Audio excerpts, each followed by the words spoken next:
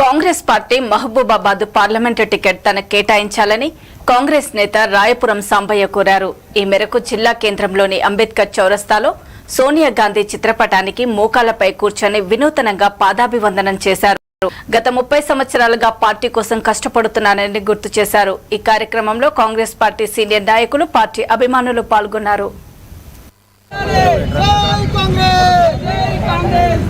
Mahabubabad parliament కూడా reserve స్థానం కాబట్టి కాంగ్రెస్ పార్టీకి దరఖాస్తు చేసుకొని 7 అసెంబ్లీ నియోజకవర్గాలు తిరుపుకుంటూ ఇవాళ తల్లి సోనియా గాంధీ గారికి పాదాభివందనంగా చేస్తున్నాం. మమ్మలను గుర్తించి పార్లమెంటులో ఇక్కడిస్తే మేము అత్యధిక మెజార్టీతో 3 లక్షల ఓట్ల మెజార్టీతో ఈ పార్లమెంటులో గెలిచి మీకు గిఫ్ట్గా ఇస్తాము. ఈ మాకు టికెట్ ఇవ్వడం వల్ల 17 స్థానాలు తెలంగాణ రాష్ట్రంలో గెలుస్తాం. నాకు టికెట్ ఇవ్వాల భారతదేశ వ్యాప్తంగా కూడా కాంగ్రెస్ పార్టీ యొక్క మైలేజ్ పెరుగుతుంది, ఓటు బ్యాంకు పెరుగుతుందని చెప్పుకుంటూ మహబూబాబాద్ పార్లమెంట్లో కూడా నేను గెలుస్తానమ్మా, నన్ను గుర్తించి టికెట్ ఇవ్వాలని చెప్పి పాదాభివందనం చేసి ఇక్కడ